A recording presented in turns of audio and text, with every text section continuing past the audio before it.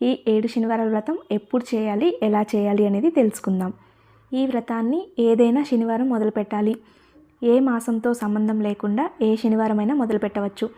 మనం మొదలు పెట్టాలి అనుకునే రోజు ఉదయాన్నే లేచి ఇల్లంతా శుభ్రం చేసుకుని తలస్నానం చేసి దేవుని మందిరంలో కానీ లేదా ఇంట్లో ఏదైనా ప్రదేశంలో స్వామివారి పీఠాన్ని ఏర్పాటు చేసుకోవాలి.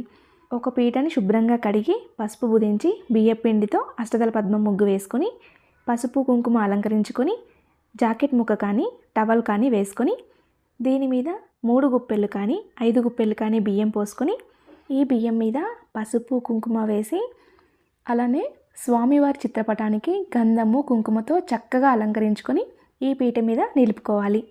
ఈ పూజ చేసుకునే రోజు ఒక్క పూట భోజనం చేయాలి. ఒకవేళ ఉదయం పూజ చేసుకుని మధ్యాహ్నం భోజనం చేసి నైట్ పాలు పండ్లు తీసుకొని ఉండొచ్చు. లేదా పగలంతా ఉపవాసం ఉండి సాయంకాలం